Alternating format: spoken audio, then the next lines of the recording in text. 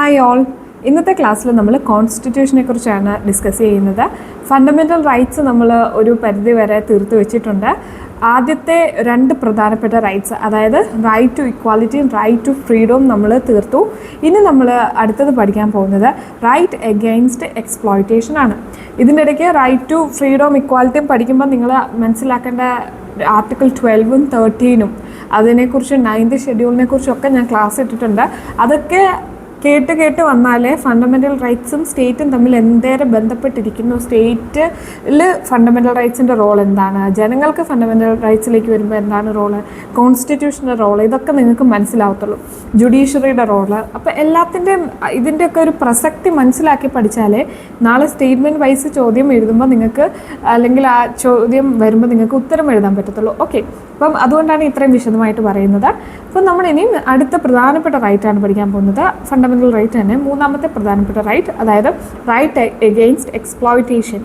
Article 23, 24. Article 23ലും 24ലും രണ്ട് കാര്യങ്ങളെ പറയുന്നുള്ളൂ. വളരെ ഈസിയാണ് ഇത് പഠിക്കാൻ. ആർട്ടിക്കിൾ 23 പറയുന്നത് prohibition of traffic in human beings and forced labour. അതായത് നമ്മളെ ആരെങ്കിലും കിഡ്നാപ്പ് ചെയ്തുകൊണ്ട് പോകുമോ, അല്ലെങ്കിൽ നമ്മളെ ബോണ്ടഡ് ലേബർ എന്നൊക്കെ പറഞ്ഞുകൊണ്ട് ഓരോ പരിപാടികളില്ലേ, അതൊക്കെ ഈ ഫോഴ്സ്ഡ് ലേബറിൽ വരികയാണ്. നമ്മൾ ഈ പഴയ സിനിമകളിലൊക്കെ കാണാം, ദുരന്ത സിനിമകളിലൊക്കെ കാണത്തില്ലേ, ഓരോരുത്തരെ കൽക്കട്ട ന്യൂസ് സിനിമ കണ്ടിട്ടില്ലേ, മലയാളത്തിലുള്ള ദിലീപിൻ്റെ, അദ്ദേഹത്തിൻ്റെയൊക്കെ ആ സിനിമയിൽ പ്രധാനമായിട്ടും ഈ ഒരു ഹ്യൂമൻ ട്രാഫിക്കിങ് കാണാം. ഇപ്പം സ്ത്രീകളെ ട്രാഫിക്കിങ് ചെയ്യുന്നത്, അതൊക്കെ സത്യം പറഞ്ഞാൽ പ്രൊഹിബിറ്റഡാണ്. ഒരു വ്യക്തിയുടെ ജീവിക്കാനുള്ള അവകാശത്തെയാണ് അത് ഇല്ലാണ്ടാക്കുന്നത്. അപ്പം ഇങ്ങനെയുള്ള കാര്യങ്ങളിൽ നിന്നും പ്രൊട്ടക്ഷൻ നൽകുക എന്ന് പറയുന്നത് ഈ ഒരു ഫണ്ടമെൻ്റൽ റൈറ്റിൻ്റെ ദൗത്യമാണ്. Prohibition of traffic in human beings and forced labour. Forced ആയിട്ടുള്ള ജോലി, അതിപ്പോൾ ഈ വലിയ വലിയ കോർപ്പറേറ്റ് കമ്പനീസിൽ നിങ്ങളെ എടുത്തിട്ട് പണിയെടുപ്പിക്കുകയാണെങ്കിൽ നിങ്ങൾക്ക് ഇതിനൊക്കെതിരെ കേസിന് പോകാം. അതായത് 8 hours കൂടുതൽ ഒരു ഗവൺമെൻറ് സ്ഥാപനത്തിലും പണിയെടുക്കാൻ സമ്മതിക്കത്തില്ല. കാരണം ഇൻ്റർനാഷണൽ ലേബർ ഓർഗനൈസേഷൻ അല്ലെ അങ്ങനത്തെ ലേബർ റിലേറ്റഡ് ഓർഗനൈസേഷൻ്റെ ഒരു സ്റ്റാൻഡേർഡ് എന്ന് പറയുന്നത് മാക്സിമം 8 hours വർക്കാണ്. അതിൽ കൂടുതൽ പോകാൻ പാടില്ല. ഇന്ത്യ ആ കാര്യത്തിൽ, ഗവൺമെൻറ് ജോലിയുടെ കാര്യത്തിൽ കർശനമായിട്ട് ഈ കാര്യം ഫോളോയും ചെയ്യുന്നുണ്ട്. 8 hours കൂടുതൽ ഒരു ഗവൺമെൻറ് ഉദ്യോഗസ്ഥനും ഫോഴ്സിലല്ലെങ്കിൽ വർക്ക് ചെയ്യാറേ ഇല്ല. അപ്പോൾ ആ ഒരു കാര്യം നിങ്ങൾ മനസ്സിലാക്കണം. അപ്പോൾ ഈ ഫോഴ്സ്ഡ് ലേബർ അല്ലെങ്കിൽ ഹ്യൂമൻ ട്രാഫിക്കിങ് അങ്ങനത്തെ കാര്യങ്ങൾക്കൊക്കെ എതിരെ നമുക്ക് പ്രൊട്ടക്ഷൻ നൽകുന്ന റൈറ്റ് ഏതെന്ന് ചോദിച്ചാൽ അത് 23 ആണ്. അത് എല്ലാ മനുഷ്യന്മാരുടെ കാര്യമാണ്. ഹ്യൂമൻ ബീങ്സ്, ഒരു മനുഷ്യനും, അതിൽ സ്ത്രീയും പുരുഷനും എല്ലാവരും ഉണ്ട്. നെക്സ്റ്റ് 24 വരുമ്പം ഇതുപോലെ തന്നെ prohibition of employment of children in factories. അതായത് കുട്ടികളെ ഫാക്ടറീസിൽ എംപ്ലോയ് ചെയ്യുന്ന അവസ്ഥ നിങ്ങൾ കണ്ടിട്ടുണ്ടായിരിക്കും. പഴയ സിനിമകളിലും ഒക്കെ ചായ അടിക്കുന്ന കൊച്ചു പയ്യന്മാർ, ഈ അമീർ ഖാൻ്റെ താരെ സമീൻ പറിലെ സിനിമ, അതിൽ പാട്ടിലൊക്കെ കാണാം ഒരു കുഞ്ഞു വെച്ചിരുന്ന് ചായ അടിക്കുന്നത്. അതൊക്കെ സത്യം പറഞ്ഞാൽ പ്രൊഹിബിറ്റഡ് ആണ്. അത് ആർട്ടിക്കിൾ 24 ആണ്. കുട്ടികളെ ഒന്നും ഒരു കാരണവശാലും എന്ത് ചെയ്യാൻ പാടില്ല, പണിയെടുപ്പിക്കാൻ പാടില്ല 18 തികയുന്നത് വരെ. ഒരിടയ്ക്ക് 14 വരെ ഓക്കെ ആയിരുന്നു. വലിയ ഹസാഡസ് ജോബിൽ ഒരിക്കലും 14 വരെ നമ്മൾ എന്ത് ചെയ്യാൻ പാടില്ല, അതിലേക്ക് കുട്ടികളെ കൊണ്ടുപോകാൻ പാടില്ല. പിന്നെ കോടതി വിധികളൊക്കെ വന്ന് ഇപ്പം നിലവിൽ 18 വയസ്സ് വരെ എന്ത് ചെയ്യാൻ പാടില്ല, കുട്ടികളെ എംപ്ലോയ് ചെയ്യാൻ പാടില്ല. ഇങ്ങനത്തെയൊക്കെ ഒരു അവകാശം വരുമ്പോൾ വേറെ പ്രശ്നങ്ങളുണ്ട്. നമ്മുടെ ഇവിടുത്തെ പോലല്ല നോർത്ത് ഇന്ത്യയിലോ അല്ലെങ്കിൽ മറ്റ് ഇന്ത്യയിലെ പ്രദേശങ്ങൾ. നോർത്ത് ഇന്ത്യ അത്ര കഷ്ടപ്പെട്ട് കിടക്കുന്നു എന്ന് ഞാൻ പറയുന്നില്ല. ചില കുഗ്രാമങ്ങളിൽ, ഉൾഗ്രാമങ്ങളിൽ കുട്ടികളെ ഉണ്ടാക്കുന്നത് ദാരിദ്ര്യം കുറയാൻ വേണ്ടി. അതായത് ഒരു 4 ആൺപിള്ളേരുണ്ട്, 4 ആൺപിള്ളേരും പണിക്ക് പോകുമ്പോൾ പൈസ ഉണ്ടാക്കുമല്ലോ. ഇവരുടെ വിചാരം വളരെ ചെറിയ പ്രായത്തിലേ അവർ പണിക്ക് പോകട്ടെ, പൈസ ഉണ്ടാക്കട്ടെ എന്ന്. അപ്പോൾ ഈ 18 വയസ്സ് വരെ വെയിറ്റ് ചെയ്യണം ഇങ്ങനെ വരുമ്പോൾ ഇവരെ പോലുള്ളവർക്ക് പോയി പണിയെടുക്കാൻ. അവർക്ക് വിദ്യാഭ്യാസം നേടിയിട്ട് അവർ രക്ഷപ്പെടാൻ പോകുന്നില്ല. അങ്ങനെ ഒരു സാഹചര്യത്തിൽ ജീവിക്കുന്നവരുണ്ട്. അപ്പം അവർക്ക് ഇങ്ങനത്തെയുള്ള അവകാശങ്ങളും കാര്യങ്ങളും വരുമ്പോൾ ഉപദ്രവമേ ഉണ്ടാവാറുള്ളൂ. മനസ്സിലായോ? അപ്പം അവിടെയും ആ കുട്ടികൾക്ക് ഒരു ജീവിതമാർഗം കണ്ടെത്താൻ പറ്റാത്ത അവസ്ഥയാണ്. ആ കുട്ടികളെ ആരെങ്കിലും എംപ്ലോയ് ചെയ്താൽ അവരുടെ കാര്യത്തിലും തീരുമാനമാകും. സോ ഇങ്ങനെ കുറേ പ്രോസ് ആൻഡ് കോൺസ് ഉണ്ട്. ഇതൊക്കെയാണ് നമ്മുടെ കോൺസ്റ്റിറ്റ്യൂഷൻ്റെ ഇംപെർഫെക്ഷനായിട്ട് നമുക്ക് പറയാൻ പറ്റുന്ന കാര്യങ്ങൾ. ഈ റൈറ്റ്സിൻ്റെ ഒരു കോൺസ് ഞാൻ പറഞ്ഞതാണ്. ഒന്നും ഇല്ലാത്തടത്ത് പട്ടിണി കിടക്കുന്നവർക്ക് വിദ്യാഭ്യാസമാണോ ഒരു ജോലിക്ക് അന്നന്നത്തെ അന്നത്തിനുള്ള തൊഴിലാണോ വേണ്ടതെന്ന് ചോദിച്ചാൽ സ്വാഭാവികമായിട്ടും അവർ അന്നന്നത്തെ അന്നത്തിനുള്ള തൊഴിൽ വേണമെന്നേ പറയത്തുള്ളൂ. അപ്പം പക്ഷേ അത് നമുക്ക് ചെയ്യാൻ പാടില്ല. ഇങ്ങനെ അങ്ങനെ കുറേ കാര്യങ്ങളുണ്ട്, ഞാൻ പറഞ്ഞതേ ഉള്ളൂ. പക്ഷേ ഇത് കുട്ടികളെ എംപ്ലോയ് ചെയ്യാൻ പാടില്ല എന്ന് പറയുന്നത് എന്തുകൊണ്ടാണ്? അത്രയും കാലം അവർ പഠിക്കാൻ പോകണം എന്നുള്ള ഒരു ഉദ്ദേശത്തോടു കൂടിയാണ്. അതായത് പഠനമാണ് ആദ്യം, അത് കഴിഞ്ഞിട്ട് എംപ്ലോയ്മെൻറ്റ്. പഠനം ഉറപ്പുവരുത്തുന്നതിന് വേണ്ടിയും കൂടെയാണ് ഇങ്ങനൊരു റൈറ്റ് നമുക്ക് ലഭിച്ചിരിക്കുന്നത്. പക്ഷേ അതും അൺഫോർച്ചുനേറ്റ്ലി നടക്കുന്നുണ്ടോ എന്നുള്ളതാണ് ഡൗട്ട്. അപ്പോൾ ഇത്തരം കാര്യങ്ങൾ മനസ്സിലായാലും 23, 24 ഒന്നാമത്തേത് ഹ്യൂമൻ ബീങ്സിൻ്റെ ട്രാഫിക്കിംഗ്, ഹ്യൂമൻ ട്രാഫിക്കിംഗ്. 24-ാമത്തേത് കുട്ടികളുടെ ഫാക്ടറിയിൽ ജോലി. അപ്പോൾ ഇത് നിങ്ങൾക്ക് PSCക്കാർക്ക് അറിഞ്ഞിരുന്നാൽ മതി, SSCക്കാർക്കും ഇതിനെക്കുറിച്ച് അറിഞ്ഞിരുന്നാൽ മതി. ഇതിൻ്റെ ബാക്കി കാര്യങ്ങൾ അറിയേണ്ട, അതുകൊണ്ടാണ് ഞാൻ ബാക്കി ഡെപ്തിൽ പോകാത്തത്. അപ്പം ഇന്ന് വരെ ഇത്രയും ദിവസം പഠിച്ച റൈറ്റ്സ് ഞാൻ ഒന്നുകൂടി പറയാം. റൈറ്റ് ടു ഇക്വാളിറ്റി എന്ന് പറയുന്നത് 14 to 18 ആണ്. റൈറ്റ് ടു ഫ്രീഡം എന്ന് പറയുന്നത് 19 to 22 ആണ്. റൈറ്റ് എഗെയിൻസ്റ്റ് എക്സ്പ്ലോയിറ്റേഷൻ, ചൂഷണങ്ങൾക്ക് എതിരെയുള്ള എക്സ്പ്ലോയിറ്റേഷൻ, ഈ ഒരു റൈറ്റ് വരുന്ന ഏതാണ്? റൈറ്റ് ആർട്ടിക്കിൾ 23 to 24 ആണ് എന്ന് ഓർക്കുക. ഇനി അടുത്താണ് നമ്മൾ റിലീജിയൻ റിലേറ്റഡ് ആയിട്ടുള്ള ആർട്ടിക്കിൾ വരുന്നത് 25 to 28. നിങ്ങളിത് കാണാതെ കുറേ പഠിച്ചാലേ ഇതൊക്കെ ഓർത്തിരിക്കത്തുള്ളൂ. എൻ്റെ അനുഭവത്തിൻ്റെ വെളിച്ചത്തിൽ പറയാണ്. ഞാൻ പോലും ഇത് ഇപ്പോഴും എനിക്കൊരു പെട്ടെന്ന് ചോദിച്ചാൽ ഡൗട്ടാണ്. കാരണം അത്രയും റിവൈസ് ചെയ്താലും ചിലപ്പോൾ നമ്മളിതൊക്കെ മറന്നു പോയെന്നിരിക്കും പെട്ടെന്നൊരു. കാരണം അത്ര ആർട്ടിക്കിൾസിൻ്റെ നമ്പർ പഠിക്കുക, നമ്മൾ 14 തൊട്ട് 32 വരെയുള്ള ആർട്ടിക്കിൾസിൻ്റെ നമ്പർ കാണാതെ പഠിക്കേണ്ടതായിട്ടുണ്ട്. അപ്പം നിങ്ങൾ റിവിഷൻ ചെയ്തുകൊണ്ടിരിക്കുക. അപ്പം ഇനി right to freedom of religion നോക്കാം. റിലീജിയനുമായിട്ട് നമുക്ക് ഫണ്ടമെൻ്റൽ റൈറ്റിൽ തന്നെ അവകാശം നൽകുന്നുണ്ട്. ഒന്നാമത്തേത് നമുക്ക് 25-ാമത്തെ അവകാശമെന്ന് പറയുന്നത് freedom of conscience and free profession, practice and propagation. അതായത് എൻ്റെ ഉള്ളിൽ ഞാൻ ഇന്ന മതക്കാരിയാണ് എന്നുള്ള എൻ്റെ ഉള്ളിലെ ധാരണ, അതിന് നമുക്ക് സ്വാതന്ത്ര്യമുണ്ട്. ഞാൻ ഇന്ന മതക്കാരിയാണ് എന്ന് എൻ്റെ ഉള്ളിൽ വിചാരിച്ച് ജീവിക്കാൻ എൻ്റെ ഒരു കൺസൈൻസിൽ ഒരു ഫ്രീഡം നമുക്ക് നൽകുന്നുണ്ട്. ഫ്രീ പ്രൊഫഷൻ, ഇതാണ് മതം, എൻ്റെ മതം ഇതാണ് എന്നുള്ളത് പ്രഖ്യാപിക്കാൻ. ഇപ്പം ഞാൻ ഇന്ന മതത്തിലുള്ളൊരു വ്യക്തിയാണെന്ന് പ്രഖ്യാപിക്കാൻ എനിക്ക് അവകാശമുണ്ട്. പിന്നെന്താണ് നമുക്ക് അവകാശമായിട്ട് കൊടുത്തിരിക്കുന്നത്? പ്രാക്ടീസ്, ആ മതം എനിക്ക് പ്രാക്ടീസ് ചെയ്യാനും അവകാശമുണ്ട്. ആ മതത്തിൻ്റെ പ്രൊപ്പഗേഷനുമായിട്ട് ബന്ധപ്പെട്ട് പ്രവർത്തിക്കാനും എനിക്ക് അവകാശമുണ്ട്. അപ്പം കൺസൈൻസ്, ഞാൻ ഇന്ന മതക്കാരിയാണെന്നുള്ളൊരു ധാരണ എനിക്കുണ്ടാകാം, അതെനിക്ക് പ്രാക്ടീസ് ചെയ്യാം. ഞാൻ ഇന്ന മതക്കാരിയാണെന്ന് എനിക്ക് ലോകത്തിനോട് വിളിച്ചു പറയാൻ പറ്റും. ആൻഡ് ഓൾസോ പ്രൊപ്പഗേഷനും നമുക്ക് അവകാശമുണ്ട്. അപ്പം conscience, free profession, practice, propagation of religion, ഇത്രയും നമ്മുടെ ഫണ്ടമെൻ്റൽ റൈറ്റ് തന്നെയാണ്. ഇത്രയും ആരെങ്കിലും ചെയ്യുന്ന കണ്ടിട്ട് നമുക്ക് ഏത് മതമാണെങ്കിലും ഇത്രയും ചെയ്യുന്നത് നമ്മുടെ അവകാശത്തിലും കൂടെ പെട്ട കാര്യങ്ങളാണ്. അപ്പോൾ ആരെങ്കിലും ഇങ്ങനെയൊക്കെ ചെയ്യുന്ന കാണുമ്പോൾ നമുക്ക് ബുദ്ധിമുട്ടൊന്നും ഉണ്ടാവേണ്ട കാര്യമില്ല. പലപ്പോഴും പല മതക്കാരും നമ്മുടെ ഇടയിലുള്ളൊരു പ്രശ്നം എന്ന് വെച്ചാൽ ഓരോ മതക്കാരും അവർ വികസിക്കാൻ വേണ്ടി ഓരോന്നും ചെയ്യുമ്പോൾ നമുക്ക് ഇഷ്ടപ്പെടത്തില്ല. എല്ലാവരും മതം എന്നുള്ള രീതിയിൽ റിഫൈൻഡ് ആകാൻ മാക്സിമം ശ്രമിക്കുക. അപ്പോൾ പിന്നെ ഈ പ്രശ്നങ്ങളുണ്ടാകത്തില്ല. എല്ലാ മതക്കാരും അങ്ങനെ ശ്രമിക്കുകയാണെങ്കിൽ ഭയങ്കര നല്ലതായിരിക്കും, അല്ലേ? അപ്പം അങ്ങനെ ഒരു കാര്യം നോക്കുക. 25 ഇങ്ങനത്തെ അവകാശങ്ങളുണ്ടെങ്കിലേ മതങ്ങൾക്കാണെങ്കിലും കാലത്തിനനുസരിച്ച് അപ്ഡേറ്റഡ് ആകാൻ പറ്റത്തുള്ളൂ. നമുക്ക് ഈ പ്രൊപ്പഗേഷനും ഒക്കെ ഒരു വേദി ഉണ്ടെങ്കിലേ അതിന് ഒരു പുതിയതായിട്ട് റിഫോർമേഷനും വേദി വരത്തുള്ളൂ. അപ്പം അത് കാരണം അതും കൂടെ ഓർക്കുക. പിന്നെ 25 ഇനി 26 freedom of manage religious affairs manage ചെയ്യാനുള്ള ഫ്രീഡം. പല മതസംഘടനകൾക്കൊക്കെ അതിനുള്ള ഒരു ഫ്രീഡമുണ്ട്. 27 വരുന്നത് freedom from payment of taxes four promotion of any religion. നമ്മുടെ രാജ്യത്ത് റിലീജിയൻ ട്രസ്റ്റുകളുടെ ഒക്കെ കീഴിലുള്ള റിലീജിയൻ്റെ ഒക്കെ കീഴിലുള്ള സ്ഥാപനങ്ങൾക്ക് മതപരമായിട്ടുള്ള വിശ്വാസപരമായിട്ടുള്ള ഇൻസ്റ്റിറ്റ്യൂഷന് ടാക്സിൻ്റെ ഇളവുകളുണ്ട്. അതിന് കാരണം എന്നാ? ഗവൺമെൻറ് ഏതെങ്കിലും ഒരു പർട്ടിക്കുലർ മതത്തിൻ്റെ ടാക്സ് വാങ്ങിച്ചിട്ട് ആ മതത്തിനോട് വളരെ സൈഡിലോട്ട് അവരോട് ഭയങ്കര ബയസ്ഡായിട്ട് പെരുമാറാതിരിക്കാൻ വേണ്ടിയാണ്. അതായത് ഒരു മെജോറിറ്റി മതമാണെങ്കിലും മെജോറിറ്റിയും ടാക്സ് കൊടുക്കുന്ന ആ പർട്ടിക്കുലർ മതമായിരിക്കത്തില്ല. അപ്പോൾ ഗവൺമെൻറ്റിന് സ്വാഭാവികമായിട്ടും ഒരു ചായ്വ് കാണും. അല്ലെങ്കിൽ വേറെ ഏതെങ്കിലും മതം മാക്സിമം പണമൊക്കെ ടാക്സ് ആയിട്ടൊക്കെ കൊടുക്കുകയാണെങ്കിൽ ഗവൺമെൻറ് ആ മതത്തിനെ എന്ത് ചെയ്യാൻ ചാൻസ് ഉണ്ട്, പ്ലീസ് ചെയ്യാൻ ചാൻസ് ഉണ്ട്. അപ്പം മതവും ട്രസ്റ്റുകളിലും ഈ ടാക്സ് ഇളവ് വരുന്നതിൻ്റെ ഒരു കാരണം അതാണ്. അത് മനസ്സിലാക്കുക. പലരും ഈ അമ്പലമൊക്കെ പണിയുന്ന കാണാം, പൈസയൊക്കെ വെട്ടിക്കാൻ.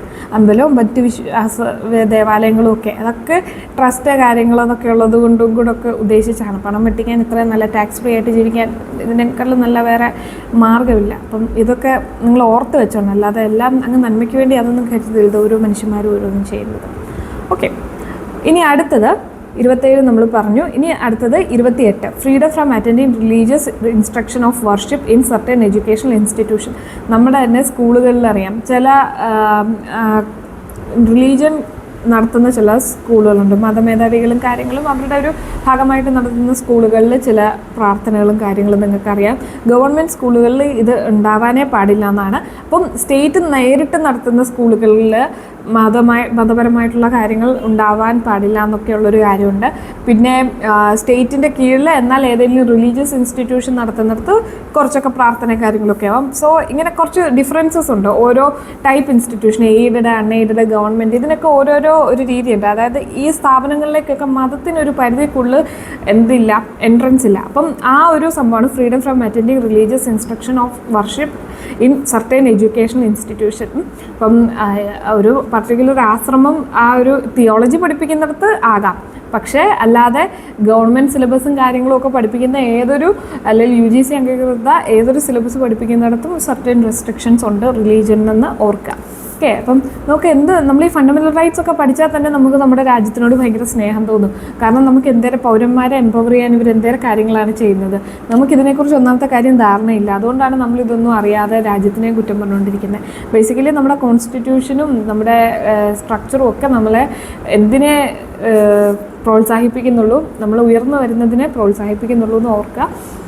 അത് ആ ഒരു പോസിറ്റീവ് കണ്ണോടെ കാണുക. പിന്നെ ഗവൺമെൻറ്റിൽ തലപ്പത്തിരിക്കുന്നവർ മാറി വരുന്നതിനനുസരിച്ചാണ് നമുക്ക് ഈ പ്രശ്നങ്ങളുണ്ടാകുന്നത്.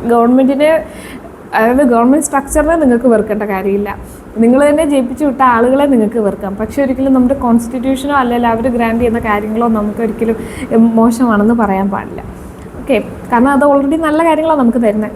ഈ ഒരു ധാരണയിൽ വേണം നമ്മൾ ഈ റൈറ്റ്സ് ഒക്കെ പഠിക്കാൻ. എന്നാലും ഇതൊക്കെ തലയിലും കയറത്തുള്ളൂ. നമ്മൾ വെറുതെ ഈ സാധനങ്ങൾ പഠിക്കരുത്, നിങ്ങൾക്ക് വേണ്ടിയും കൂടാണെന്ന് ഓർക്കാം. ഇനി അടുത്ത കൾച്ചറൽ ആൻഡ് എഡ്യൂക്കേഷണൽ റൈറ്റ്. ഈ കൾച്ചറൽ ആൻഡ് എഡ്യൂക്കേഷണൽ റൈറ്റ് വരുമ്പോഴത്തേക്കും ചില മതക്കാർക്ക് അവരുടെ സ്ക്രിപ്റ്റും ലാംഗ്വേജും ഒക്കെ പ്രൊട്ടക്റ്റ് ചെയ്യാനും അല്ലെങ്കിൽ അവരുടെ ഒരു എത്തിനിസിറ്റിയെ പ്രൊട്ടക്റ്റ് ചെയ്യുന്ന രീതിയിലുള്ള കാര്യങ്ങളൊക്കെ ഗവൺമെൻറ്റും അല്ലെങ്കിൽ മറ്റ് സംഘടനകളൊക്കെ ചെയ്തു കൊടുക്കുന്നതായിട്ട് നമുക്ക് കാണാൻ പറ്റും. അതൊക്കെ ഈ കൾച്ചറൽ ആൻഡ് എഡ്യൂക്കേഷണൽ റൈറ്റിൽ വരുന്നതാണ്. Protection of language, script and culture of minorities ആയിട്ടുള്ളവർ അവരുടെ സ്ക്രിപ്റ്റും കാര്യങ്ങളും ഒക്കെ പ്രൊട്ടക്റ്റ് ചെയ്യുന്നതുമായിട്ട് ബന്ധപ്പെട്ട് അവർക്ക് അവകാശമുണ്ട്. പിന്നുള്ളത് article 30, right of minority to establish and administrate educational institution. അതായത് മൈനോറിറ്റീസിന് എന്ത് ചെയ്യാൻ പറ്റും, കുറേ എഡ്യൂക്കേഷണൽ ഇൻസ്റ്റിറ്റ്യൂഷൻ ഇവിടെ സ്ഥാപിക്കാൻ പറ്റും. മൈനോറിറ്റി എന്തൊക്കെയാണെന്ന് നിങ്ങൾക്ക് അറിയാമല്ലോ. മൈനോറിറ്റി എന്ന് പറയുന്ന വേർഡിനെ എക്സ്പ്ലെയിൻ ചെയ്തിട്ടില്ല നമ്മുടെ കോൺസ്റ്റിറ്റ്യൂഷൻ. നമ്മുടെ കോൺസ്റ്റിറ്റ്യൂഷനിൽ ചില വാക്കുകൾ എക്സ്പ്ലെയിനേ ചെയ്തിട്ടില്ല. അൺടച്ചബിലിറ്റി എന്ന് പറയുന്ന വാക്ക് എക്സ്പ്ലെയിൻ ചെയ്തിട്ടില്ല. മൈനോറിറ്റി എന്ന് പറയുന്ന വാക്ക് എക്സ്പ്ലെയിൻ ചെയ്തിട്ടില്ല. അപ്പം ഇതൊക്കെ ആരാ എക്സ്പ്ലെയിൻ ചെയ്യുന്നത്? കോർട്ടാണ് എക്സ്പ്ലെയിൻ ചെയ്യുന്നത്. കോടതി, ഒരു കേസ് വരുമ്പോൾ കോടതിയാണ് ഇതിനെക്കുറിച്ച് എക്സ്പ്ലനേഷൻ കൊടുക്കുന്നത്. ഓക്കെ, അപ്പം ഇത്രയും കാര്യങ്ങൾ മനസ്സിലായാലോ. 29, 30. 29-ാമത്തേന്ന് വെച്ചാൽ protection of language, script and culture of minorities. 30 വരുമ്പോഴത്തേക്കും right of minority to establish and administrate educational institution. ഇനി 31-ാമത്തെ റൈറ്റ് ഉണ്ടായിരുന്നു, അതെന്ത് ചെയ്തു, വെട്ടിക്കളഞ്ഞു. Right to property. 31-ാമത്തെ റൈറ്റ് നമ്മൾ എങ്ങോട്ടാണ് പോയത്? 300A ആയിട്ട് ലീഗൽ റൈറ്റ് ആയിട്ടോ കോൺസ്റ്റിറ്റ്യൂഷണൽ റൈറ്റ് ആയിട്ടോ കോൺസ്റ്റിറ്റ്യൂഷനിൽ ഉണ്ടെന്ന് വിചാരിക്കാം. ഇപ്പം റൈറ്റ് ടു പ്രോപ്പർട്ടി എന്താക്കി മാറ്റി എന്നുള്ളതിന് ചിലപ്പോൾ നിങ്ങൾക്ക് ഓപ്ഷൻ വരുമായിരിക്കും. ഒന്നല്ലേ അത് കോൺസ്റ്റിറ്റ്യൂഷണൽ റൈറ്റ് എന്നായിരിക്കും, അല്ലെങ്കിൽ ലീഗൽ റൈറ്റ് എന്നായിരിക്കും. ഇതിൽ ഏത് വന്നാലും ശരിയാണ്. ഇത് രണ്ടും കൂടെ ഓപ്ഷനിൽ വരാൻ ചാൻസ് ഇല്ല. അപ്പം ഫണ്ടമെൻ്റൽ റൈറ്റ് ആണോ എന്ന് ചോദിച്ചാൽ അല്ല എന്ന് തന്നെ പറയണം. ആഫ്റ്റർ ഇന്ന അമെൻമെൻറ്റ് എന്നായിരിക്കും ചോദിക്കുന്നത്. അല്ലെങ്കിൽ currently right to property is regarded as എന്നായിരിക്കും ചോദിക്കുന്നത്. അല്ലെങ്കിൽ at the commencement of constitution right to property was regarded as എന്ന് ചോദിച്ചാൽ നിങ്ങൾ എന്താ പറയേണ്ടത്? ഫണ്ടമെൻ്റൽ റൈറ്റ് എന്നാണ്. കാരണം കോൺസ്റ്റിറ്റ്യൂഷൻ ഉണ്ടാക്കുമ്പോൾ right to property was a fundamental right. But after that എത്രാമത്തെ അമെൻമെൻറ്റ് വഴിയാണ് ഇത് മാറ്റിയത്? അതൊക്കെ ഓർമ്മയുണ്ടോ നിങ്ങൾക്ക്? കഴിഞ്ഞ ക്ലാസ്സുകളിലായിട്ട് 9th ഷെഡ്യൂളും കാര്യങ്ങളൊക്കെ പറഞ്ഞായിരുന്നു നമ്മൾ. അപ്പം അത് ജസ്റ്റ് ഒന്ന് പോയി തപ്പുക. അപ്പം ഈ ഒരു റൈറ്റ് ടു പ്രോപ്പർട്ടിയുടെ കാര്യങ്ങൾ നിങ്ങൾ ഓർത്തിരിക്കുക, അതിൻ്റെ അമെൻമെൻറ്റും കാര്യങ്ങളും മനസ്സിലാക്കുക. അപ്പം ഞാൻ എന്താ പറയുന്നത്, റൈറ്റ് ടു പ്രോപ്പർട്ടി 300A എന്ന് ഓർക്കുക. Article 300A. ഒന്നല്ലെങ്കിൽ അതിനെ കോൺസ്റ്റിറ്റ്യൂഷണൽ റൈറ്റ് ആയിട്ടും കരുതാം, കാരണം കോൺസ്റ്റിറ്റ്യൂഷണൽ അതിനെക്കുറിച്ച് പ്രതിപാദിക്കുന്നുണ്ട്. അല്ലെങ്കിൽ ഇതിനെ ലീഗൽ റൈറ്റ് ആയിട്ട് നിങ്ങൾക്ക് മനസ്സിലാക്കാം. ഇതിലേതെങ്കിലും ഒന്നായിരിക്കും ശരി ഉത്തരം എന്ന് ഓർക്കാം. അപ്പോൾ അത്രയും കാര്യങ്ങളാണ് 31 വന്ന്. 31 എന്ന് പറയുന്ന ആർട്ടിക്കിൾ ഇല്ല. നമ്മൾ 30ാമത്തെ എന്താ, മൈനോറിറ്റീസിന് എഡ്യൂക്കേഷണൽ ഇൻസ്റ്റിറ്റ്യൂഷൻ എസ്റ്റാബ്ലിഷ് ചെയ്യാനുള്ള അവകാശമാണ് 30ാമത്തെ. 31ാമത്തെ ഒരു ഇതില്ല എന്ന് വിചാരിക്കുക. അങ്ങനെ ഒരു ആർട്ടിക്കിൾ എന്ത് ചെയ്തു, കട്ട് ചെയ്തു. റൈറ്റ് ടു പ്രോപ്പർട്ടി കട്ട് ചെയ്ത കൂട്ടത്തിൽ ആർട്ടിക്കിളും കട്ട് ചെയ്തു. ഇനി 32ാമത്തെ ഞാൻ വേറൊരു ക്ലാസ്സിൽ വിശദമായിട്ട് പറയാം. അതിൻ്റെ ഒരു ബാക്ക്ഗ്രൗണ്ട് എന്ന് പറയുന്നത്, നമുക്ക് ഇത്രയും ഫണ്ടമെൻ്റൽ റൈറ്റ്സ് ഉണ്ട്. 5 ഫണ്ടമെൻ്റൽ റൈറ്റ്സ് നമുക്കിപ്പോൾ ഉണ്ട്. ഈ 5 ഫണ്ടമെൻ്റൽ റൈറ്റ്സ് നമുക്ക് ലഭിക്കുന്നതിൽ എന്തെങ്കിലും തടസ്സം വന്നാൽ നമ്മൾ എവിടെയെങ്കിലും ചെന്ന് പറയണ്ടേ? ഇപ്പം നിങ്ങളുടെ പേരൻസ് നിങ്ങൾക്ക് എല്ലാ സാധനങ്ങളും തരുന്നുണ്ട്, നിങ്ങളെ പഠിപ്പിക്കാൻ വിടുന്നുണ്ട്, എല്ലാത്തിനും വിടുന്നുണ്ട്. അപ്പം നിങ്ങൾ ഭയങ്കര ഹാപ്പിയാണ്. പക്ഷേ എന്നും പറഞ്ഞുകൊണ്ട് നിങ്ങൾക്ക് ജീവിതത്തിൽ പ്രശ്നങ്ങൾ ഉണ്ടാവാതിരിക്കത്തില്ല. അപ്പോൾ പ്രശ്നങ്ങൾ വരുമ്പോൾ നിങ്ങൾ സ്വാഭാവികമായിട്ടും എന്താ ചെയ്യുന്നത്? നിങ്ങളുടെ പേരൻസിൻ്റെ അടുത്ത് തന്നെയല്ലേ പോകുന്നത്? അതുപോലെ അല്ലെങ്കിൽ അവരുടെ അടുത്ത് നിന്ന് ഇത് പറയാനും കൂടെയുള്ള സ്വാതന്ത്ര്യം വേണ്ടേ നിങ്ങൾക്ക്? അല്ലെ പിന്നെ അവരുടെ എല്ലാം തരാൻ മാത്രമല്ല പേരൻസ്, നമ്മൾ പറയുന്നത് അവർ കേൾക്കും കൂടെ വേണം. അതുപോലാണ് ആർട്ടിക്കിൾ 32 കോൺസ്റ്റിറ്റ്യൂഷണൽ റെമഡീസ് എന്ന് പറയുന്ന ഈ ഒരു ഫണ്ടമെൻ്റൽ റൈറ്റ്. അതായത് നമുക്ക് ഇത്രയും അവകാശങ്ങൾ തന്നു കോൺസ്റ്റിറ്റ്യൂഷൻ. പക്ഷേ ഇത് എന്തെങ്കിലുമൊക്കെ തടസ്സപ്പെടുമ്പം അത് നമുക്ക് തിരിച്ച് എന്ന് പറഞ്ഞ് കാര്യങ്ങൾ സോൾവ് ആക്കാനും നമുക്കൊരു അവകാശം വേണം. ആ ഒരു അവകാശമാണ് കോൺസ്റ്റിറ്റ്യൂഷണൽ റെമഡീസ്. നിങ്ങൾക്ക് പരിചയമുള്ള പേര് റിട്ടുകൾ എന്നുള്ളതാണ്. ഈ റിട്ടുകൾ എന്ത്, ഹേബിയസ് കോർപ്പസ് എന്നൊക്കെ പറയുമ്പോഴത്തേക്കും നിങ്ങൾക്ക് എന്താ ഡൗട്ട് എന്ന് നിങ്ങൾക്ക് തോന്നിയിട്ടുണ്ടല്ലോ, പല സിനിമകളിലും കേട്ടിട്ടുണ്ടല്ലോ. അതെന്ന് പറയുന്നത് റിട്ടുകളാണ്. റിട്ട് ഹർജികൾ. അതായത് നിങ്ങളുടെ ഫണ്ടമെൻ്റൽ റൈറ്റ് എപ്പോഴെങ്കിലും തടസ്സപ്പെടുകയാണെങ്കിൽ നിങ്ങൾക്ക് നേരിട്ട് സുപ്രീം കോടതി വരെ ചെല്ലാൻ പറ്റും ഈ റിട്ടിൻ്റെ അടിസ്ഥാനത്തിൽ. അല്ലെങ്കിൽ പൊതുവെ ഒരു കേസ് നടത്തുന്നതിന് നമ്മൾ താഴെ തൊട്ട് മേലെ വരെ പോവല്ലേ ചെയ്യുന്നത്. കോടതികളിൽ ഇങ്ങനെ ഹൈറാർക്കി ഉണ്ടല്ലോ. പക്ഷേ ഇതങ്ങനെയല്ല. നിങ്ങളുടെ ഏതെങ്കിലും അവകാശം ഹൈക്കോടതിക്കും റിട്ടുകൾ എന്ത് ചെയ്യാൻ പറ്റും, ഉപയോഗിച്ച് അതിൻ്റെ വിധി പറയാൻ അവകാശമുണ്ടെന്ന് മീൻസ് പവറുണ്ടെന്ന് ഓർക്കുക. അപ്പോൾ റിട്ടുകൾ എന്ന് പറയുന്നത് എന്താണെന്ന് ഒന്നുകൂടി ഞാൻ പറയാം. നിങ്ങളുടെ ഈ മുകളിൽ പറഞ്ഞ ഏതെങ്കിലുമൊക്കെ മൗലിക അവകാശങ്ങൾ എന്തെങ്കിലും തരത്തിൽ നിങ്ങൾക്ക് ശരിയായിട്ട് വരുന്നില്ല എന്നുണ്ടെങ്കിൽ നിങ്ങൾക്ക് കോടതിയെ സമീപിക്കാം. അതിനുള്ള അവകാശമാണ് റിട്ടുകൾ, കോൺസ്റ്റിറ്റ്യൂഷണൽ റെമഡീസ്. അപ്പം ഈ റിട്ടുകൾ 4 എണ്ണം ഉണ്ട്. 4 രീതിയിൽ നിങ്ങൾക്ക് 4 പേരും പറഞ്ഞ് നിങ്ങൾക്ക് കോടതിയിലേക്ക് പോകാം. ആ 4 പേരും എന്താണെന്നുള്ളത് ഞാൻ പറയാം, അടുത്ത ക്ലാസ്സിൽ പറയാം. അപ്പം ഇത്രേ ഉള്ളൂ ഇന്നത്തെ കാര്യം. കോൺസ്റ്റിറ്റ്യൂഷണൽ റെമഡീസ് എന്ന് പറഞ്ഞാൽ കോൺസ്റ്റിറ്റ്യൂഷനിൽ തന്നെ നിങ്ങൾക്ക് റെമഡീസ് എഴുതി വെച്ചിട്ടുണ്ട് നിങ്ങളുടെ അവകാശങ്ങൾ ഇല്ലാണ്ടാവുകയാണെങ്കിൽ. ഓക്കെ, ഇത്രയും കാര്യങ്ങളേ ഉള്ളൂ ഇന്നത്തെ ക്ലാസ്സിൽ. നമ്മൾ ഫണ്ടമെൻ്റൽ റൈറ്റ്സിൻ്റെ പ്രധാനപ്പെട്ട 5 എണ്ണം തീർത്തു. ഇന്നത്തെ ഒന്നുകൂടി ഞാൻ പറയാം. റൈറ്റ് അഗെയിൻസ്റ്റ് എക്സ്പ്ലോയിറ്റേഷനിലാണ് നമ്മൾ തുടങ്ങിയത്. അത് 2 എണ്ണമാണ്. 23ഉം 24ഉം. 23-ൽ മനുഷ്യന്മാരുടെ ഹ്യൂമൻ ട്രാഫിക്കിങ്ങിനെതിരെ, എക്സ്പ്ലോയിറ്റേഷനെതിരെയുള്ളതാണ്. 24-ൽ കുട്ടികളുടെ ചൈൽഡ് ലേബറിനെതിരെയുള്ളതാണെന്ന് ഓർക്കാം. പിന്നുള്ളത് 25 തൊട്ട് 28 വരെയുള്ള റിലീജിയൻ റിലേറ്റഡ് ആയിട്ടുള്ള അവകാശങ്ങളാണ്. ആദ്യത്തേന്ന് പറയുന്നത് freedom of conscience, free profession, practice and propagation of religion. നിങ്ങളൊരു വ്യക്തിയാണെങ്കിൽ നിങ്ങളുടെ മതപരമായിട്ടുള്ള വിശ്വാസങ്ങൾ എന്താ, നിങ്ങൾ എന്താ പ്രാക്ടീസ് ചെയ്യാൻ നിങ്ങൾക്ക് അത് ആളുകളോട് പറയാമല്ലേ, ആ മതത്തെക്കുറിച്ച് നിങ്ങൾക്ക് സംസാരിക്കാം. ഇതിനൊക്കെയുള്ള മൗലിക അവകാശമാണ് 25ാമത്തെ അവകാശം. 26ാമത്തെ അവകാശം എന്ന് പറയുന്നത് മാനേജ് റിലീജിയസ് അഫയേഴ്സ്. അതായത് റിലീജിയനിലെ കാര്യം സ്റ്റേറ്റ് അല്ല ഇടപെടുന്നത്. റിലീജിയന് തന്നെ ഓരോരോ ബോഡീസ് ഉണ്ട്. ഓരോ മതമേധാവികളുടെ ഓരോ മേധാവിത്വത്തിൽ എന്തുണ്ട്, ഓരോ ബോഡീസ് ഓർഗനൈസേഷനും ഉണ്ട്. അവർ തന്നെയാണ് റിലീജിയനിലെ കാര്യങ്ങൾ പറയുന്നത്. ഒരിക്കലും ഗവൺമെൻറ്റോ അല്ലെങ്കിൽ നിയമമോ പാർലമെൻറ്റോ കോടതിയോ കോൺസ്റ്റിറ്റ്യൂഷനോ അല്ല റിലീജിയനിലെ കാര്യത്തിൽ കൈയെടുക്കാൻ വരുന്നത്. ഓക്കെ, പിന്നുള്ളത് freedom from payment of taxes four promotion of any religion. അതായത് പല കാര്യങ്ങളിലും ടാക്സ് ഫ്രീ ആണ് റിലീജിയൻ്റെ കാര്യത്തിൽ. കാരണം ഗവൺമെൻറ് ഒരിക്കലും എന്ത് ചെയ്യാൻ പാടില്ല, ഒരു റിലീജിയനും ഒരു ബയസായിട്ട് പെരുമാറാൻ പാടില്ല. അതുകൊണ്ട് freedom from paying tax four promotion of any religion. ഏതൊരു റിലീജിയൻ്റെ പ്രൊമോഷന് വേണ്ടി അല്ലെങ്കിൽ പ്രൊപ്പഗേഷന് വേണ്ടിയും ടാക്സ് കൊടുക്കേണ്ടതായിട്ടില്ല. ഇനി അടുത്തത് 28ാമത്തേത് freedom from attending religious instruction of or worship in certain educational institution. സ്ഥാപനങ്ങളിൽ, പ്രത്യേകിച്ച് ഗവൺമെൻറ് സ്ഥാപനങ്ങളിലൊക്കെ നമുക്കറിയാം റിലീജിയൻ എത്രത്തോളമാണ് പെനിട്രേറ്റ് ചെയ്തിരിക്കുന്നതെന്ന് വളരെ കുറവാണ്. അത് ഇതിൻ്റെയൊക്കെ ഒരു ആധാരമായിട്ടുള്ള അവകാശമാണ്. ഇനി അടുത്ത റൈറ്റാണ്. ഇനി അടുത്തെന്ന് പറഞ്ഞാൽ കൾച്ചറൽ ആൻഡ് എഡ്യൂക്കേഷണൽ റൈറ്റ്. മൈനോറിറ്റിക്ക് എന്ത് ചെയ്യാൻ പറ്റും, അവരുടെ ലാംഗ്വേജും സ്ക്രിപ്റ്റും ഒക്കെ സംരക്ഷിക്കുന്നതിന് വേണ്ടിയുള്ള റൈറ്റാണ് ആർട്ടിക്കിൾ 29. ആർട്ടിക്കിൾ 30 എന്ന് പറയുന്നത് അവർ ഒരു എഡ്യൂക്കേഷണൽ ഇൻസ്റ്റിറ്റ്യൂഷൻ അവർക്ക് എസ്റ്റാബ്ലിഷ് ചെയ്യുന്നതിന് വേണ്ടിയുള്ള റൈറ്റാണ്. ഇനി 31ാമത്തെ right to property and it was repealed. And next is 32, the last one, constitutional remedies. നിങ്ങളുടെ അവകാശങ്ങൾ, ഈ പേരിൽ പറഞ്ഞ ഏതെങ്കിലും അവകാശങ്ങൾ നിങ്ങൾക്ക് ലംഘിക്കപ്പെടുന്നു എന്ന് തോന്നുമ്പോൾ നിങ്ങൾക്ക് നേരെ കോടതിയിൽ പോകാം. കോടതിയിൽ പോകാൻ 4 വിധമുണ്ട്: ഹേബിയസ് കോർപ്പസ്, മാൻഡമസ്, പ്രൊഹിബിഷൻ, സെർഷ്യോറാറി, കോ വാറൻറ്റോ. ഇത്രയും കാര്യങ്ങളെക്കുറിച്ച് നെക്സ്റ്റ് ക്ലാസ്സിൽ ഞാൻ പറയുന്നതായിരിക്കും. അപ്പം ഇന്നത്തെ ക്ലാസ് ഇത്രയേ ഉള്ളൂ. എല്ലാവർക്കും മനസ്സിലായെന്ന് വിചാരിക്കുന്നു. ഞാൻ ഇത്രയും പറയുന്നത് കൊണ്ട് മാത്രം നിങ്ങൾ ഫണ്ടമെൻ്റൽ റൈറ്റ്സ് പഠിക്കത്തില്ല. നിങ്ങളൊരു 4 ക്ലാസ് ഇരുന്ന് കണ്ടാലും ഫണ്ടമെൻ്റൽ റൈറ്റ്സ് പഠിക്കാൻ പോകുന്നില്ല, അൺലെസ് നിങ്ങൾ കണ്ട് എഴുതി പഠിക്കാതെ. ഓക്കെ, ഇത് കാണാപ്പാഠം പഠിക്കണം. ഇത് മസ്റ്റ് ഷുവർ ക്വസ്റ്റ്യൻ ആണ്. ഏറ്റവും സിമ്പിൾ എന്ന് പറഞ്ഞാൽ ഇൻ റൈറ്റ് എത്രാമത്തേന്ന് മാത്രമേ ചോദിക്കാറുള്ളൂ. ഓക്കെ, ഇനി അത് കഴിഞ്ഞ് വേറൊരു കാര്യം കൂടെ വെരി ഇമ്പോർട്ടൻറ്റ്. ഇന്ത്യൻ സിറ്റിസൺസിന് അവകാശങ്ങൾ ഉണ്ടെന്നുള്ള കാര്യം അറിയാം. പക്ഷേ ചില ഫോറിൻ സിറ്റിസൺസിനും ഈ നമ്മുടെ ഫണ്ടമെൻ്റൽ റൈറ്റ്സിൽ അവകാശങ്ങൾ ആപ്ലിക്കബിൾ ആണ്. പക്ഷേ ചിലതൊഴികെ. ഇപ്പം ഫോറിൻ സിറ്റിസണ് ഇവിടെ ജോലി വേണം, നമുക്കറിയാം. Right to equality of opportunity in matter of public employment, അതായത് സർക്കാർ ജോലി കിട്ടാൻ ഫോറിനേഴ്സിന് ഒരേ അവകാശമാണെങ്കിൽ ഇവിടെ എന്തായിരിക്കും സംഭവം? അപ്പം അങ്ങനത്തെ കുറച്ച് അവകാശങ്ങളൊക്കെ ഫണ്ടമെൻ്റൽ റൈറ്റ്സ് ഒക്കെ ഫോറിനേഴ്സിന് പ്രൊഹിബിറ്റഡ് ആണ്. അപ്പം ഫോറിനേഴ്സിനും ഇന്ത്യയിലെ ഫണ്ടമെൻ്റൽ റൈറ്റ്സിൽ എന്തുണ്ട്? അവകാശമുണ്ട്. ഇന്ത്യയിലെ മണ്ണിൽ കാല് കുത്തിയാൽ ഇന്ത്യയിലെ ഫണ്ടമെൻ്റൽ റൈറ്റ്സിൽ ഒരു പകുതി മുക്കാലും ഫോറിനേഴ്സിനും ബാധകമാണ്. പക്ഷേ എക്സെപ്ഷനുണ്ട്, ചില എക്സെപ്ഷനുണ്ട്. ചില ഫോറിൻ റൈറ്റ്സ് ഫോറിനേഴ്സിന് ബാധകമല്ല. അതിൻ്റെ ഒരു പ്രൊട്ടക്ഷൻ ഫോറിനേഴ്സിനില്ല. അതെന്തൊക്കെയാണെന്നുള്ളതും ഞാനൊരു വീഡിയോയിൽ പറയുന്നതാണ്. അത് നിങ്ങൾ മനസ്സിലാക്കുക. അപ്പോൾ ഇത്രയേ ഉള്ളൂ ഇന്നത്തെ ക്ലാസ്.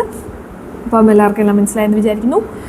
ക്ലാസ് ഇഷ്ടപ്പെട്ടെങ്കിൽ സബ്സ്ക്രൈബ് ചെയ്യുക. മെയിൻസിൻ്റെ പ്രിലിംസിൻ്റെ റിസൾട്ടൊക്കെ വന്നല്ലോ, ഡിഗ്രി പ്രിലിംസ്. അപ്പോൾ അതൊക്കെ പഠിക്കണമെങ്കിൽ നിങ്ങൾ നല്ല ഡെപ്തിൽ തന്നെ കാര്യങ്ങൾ മനസ്സിലാക്കുക. നിങ്ങൾക്ക് ഫാക്ട്സ് ഓൾറെഡി അറിയാം, അതിനെ കൺസെപ്ച്വലൈസ് ചെയ്യാനും കൂടെ ശ്രമിക്കാം.